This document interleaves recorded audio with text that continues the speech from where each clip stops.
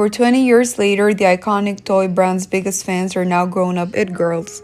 Not only are these women pulling Y2K fashion and beauty inspiration from the fashion doll's aesthetic nostalgia, but also the inclusive, girl-powered ethos and bad attitude best embodied within the brand's multimedia empire. In 2001, the world was introduced to the Bratz brand via a half-minute TV commercial featuring animated versions of the Bratz-backed dolls. If you got attitude, make your fashion move. Don't theorize, accessorize. Think the patent leather trousers and cropped corsets of Gia, the colorful tanks and tube tops of Almighty, or Unif's entire footwear collection, which literally includes a stacked platform silhouette associated with such aesthetics. Indeed, Bratz were the blueprint and a comeback was inevitable. First encounter with Bratz. I recall the first wave of Bratz content trickling onto social media as if it were just yesterday. It was actually 2018, but the decision to synchronize the Bratz image with of-the-moment pop culture was of course purely strategic on behalf of its parent company, and in the beginning the strategy worked. Just 4 years after its initial launch in 2001, Bratz captured about 40% of the doll market with $2 billion in global sales. Sure, it was Mattel's Barbie that still dominated the other 60% with its classy, not sassy image, but MG's intention was to rival rather than duplicate. This urban vibe is what captivated Bratz's earliest fans. Katie Orlovsky, an Australian stylist best known as Steal the Spotlight on YouTube, said that, quote, "I didn't pay as much attention to celebrities, but playing with my Bratz dolls practically daily is something I do remember. So I think there's a stronger link of nostalgia to it," end quote. It's not a trend to me. This is definitely a lifestyle choice. Also, I highly recommend you check out her recent Bratz video, and if you're into anime, like I am, check her other videos as well. They're amazingly creative and fun. Moving on, some of the biggest fashion and beauty vloggers have turned to creating Bratz-inspired lookbooks and makeup tutorials. When Bratz first launched, it felt like this edgy new alternative that was more experimental. After all these years, it still has the same connotations, and people aren't seeking the simple girl next door looks anymore, but they tend to go for the more adventurous, stylish, innovative look, and the Bratz dolls are a perfect source of inspiration for that. There was something truly experimental and rebellious about Bratz, especially when compared to its biggest competitor. In fact, the women embracing the brand's aesthetic today have perfected their hot girl wardrobe, social media presences, overlined lips, glittering eyeshadow, and the provocative art of the mirror selfie. But these displays of adult femininity represent behaviors that Bratz's biggest critics feared would materialize in younger girls, causing self-esteem and body image issues, and during its heyday, the Bratz brand was behind some of the doll's market's most controversial characters. Critical discourse surrounding the ramifications of the Bratz doll's physical appearance is of course valid. Such conversation undermines the idea that the multifaceted Bratz brand generally embodied far more commendable attributes than damaging ones. One of the most discounted qualities of Bratz was its approach to racial inclusion, which was at the time pioneering. As the popular Barbie product line featured dolls of different ethnic backgrounds, Barbie herself was a white figurehead. On the contrary, Bratz defied racial tokenism by valuing diversity from its fruition with an ensemble cast of 4 main characters. Also fascinating is that when Mattel launched their own urban chick doll series called My Scene to compete with Bratz in 2002, its attempt at diversification felt lazy and artificial at best.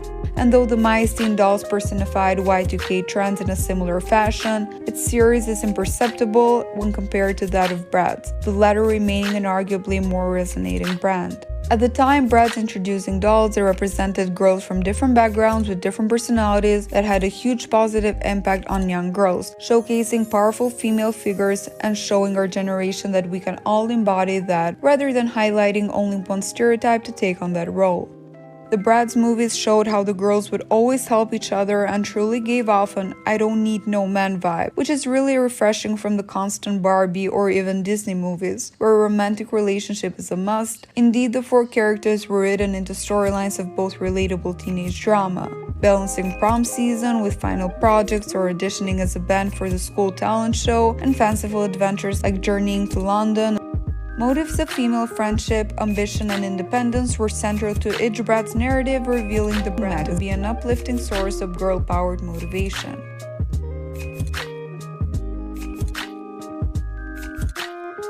Fast forward to today, the Bratz aesthetic represents a style we dreamt of having when we were young. So now that we're finally old enough to fund our own wardrobe, there's finally nothing stopping us from living out our childhood dreams. And one of my favorite things about early 2000s coming back in trend is that all our thrift shops are already filled with accessories from that era, making it an affordable and more sustainable trend to take part in. In late 2018, British fashion designer and illustrator Hayden Williams was enlisted to redesign the beloved Bratz for a special collector series, modeled and branded as facsimile of the doll's earliest editions. Unlike previous 2018's redesigns, these ones were faithful to the classic Bratz image.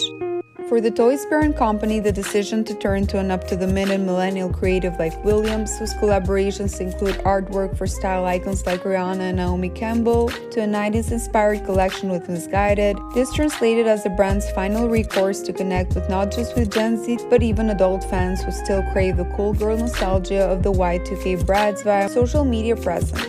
Bratz fashion has taken over TikTok and Depop, where Gen Z post fashion challenges and Bratz-inspired clothing and makeup looks as part of the Y2K aesthetic.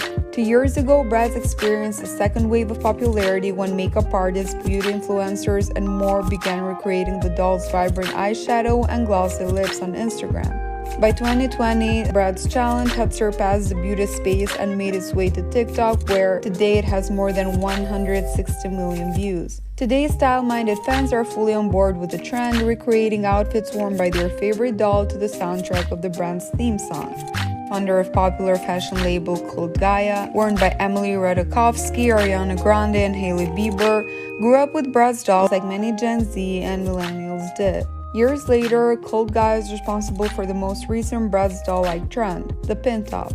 A UK-based fashion label, Daisy Street, launched a collaboration with Bratz, featuring butterfly halter tops, baggy cargo pants, and animal print sets. While many are dressing specifically to fit the Bratz aesthetic, it should be noted that most of the trends worn by the dolls, like tiny skirts, clashing prints, platform boots, mini bags, and fuzzy accessories, also align with the current return of the Y2K fashion. This might explain why Olivia Rodrigo, Emma Chamberlain, and other Gen Z influencers appear to be dressing like Bratz dolls too. HBO's teen drama Euphoria is one of the few TV shows that resonates just as much for its storyline as it does for its fashion, with the series' first season influencing Y2K fashion trends with its over-the-top looks, nostalgic pieces, and affinity for bright colors. The show's second season is staying true to the striking fashion moments fans have come to expect from the show, but taking it up a notch and leaning more into fantasy by heavily incorporating high fashion brands that the average teenager wouldn't necessarily have access to. For season 2, the costume designer continued her strategy of curating the show's costumes with a mix of vintage pieces with nostalgic references and more modern pieces by current designers. She explained that her inspiration comes from everyday people that she sees on the street or on Instagram and sourced many of the costumes from stores in the LA area. According to Love the Sales, a fashion e-commerce aggregator, searches for specific fashion items worn by characters in the first episode saw a huge increase in the 48 hours following the episode's debut. Most notably, searches for black cutout dresses increased by 890% by referencing the Agnes Store black cutout dress worn by actress Alexa Demie, who plays Maddy for the episode's New Year's Eve party. While we may not have dressed the same way during our school days, it sure has been inspirational to watch characters like Maddy, Cassie, and Kat explore themselves. Although each character has their own individual and distinct style, one of, if not the most notable icon, remains Maddy Perez, portrayed by the toxic cheerleader Alexa Demie after leaving us obsessed with her Bratz-inspired looks throughout the last season. She wore an abundance of crop tops, fierce two-pieces, and many more Y2K trends that made her the walking, talking Bratz doll so many girls would want to be. Keeping within the Bratz realm, the rhinestones and silhouette present her as the ultimate Bratz-inspired fashion queen. Despite the criticisms of her complex and flawed character, her style remains undeniable. It's no surprise when the biggest fashion trends from decades past circle back with a fresh take. The early 2000s were very experimental, and with Gen Z and millennials welcoming of nostalgia for the era, it was only a matter of time before the style came back. Some of the key pieces from the Y2K aesthetic are bigger than others, including wide-leg jeans, shiny jackets, baby tees, and velour tracksuits. It's common to see styles from 20 years prior come back into fashion. It's no exception to the Y2K trend. It is a nostalgic era for many people and coming back for another round. While some of the less fashionable pieces remain in the decades past, you can find the core ingredients on the runways and over the internet today, such as baby tees, layered jeans, Introducing Mom Jeans, exclusively at JCPenney. and chunky sneakers. 2 decades since their launch, Bratz continue to influence and inspire our adult wardrobes and beyond. Bratz helped a lot of young people figure out their identity, whether that's discovering their love for fashion and creativity, as well as daring to be unapologetic in their individuality.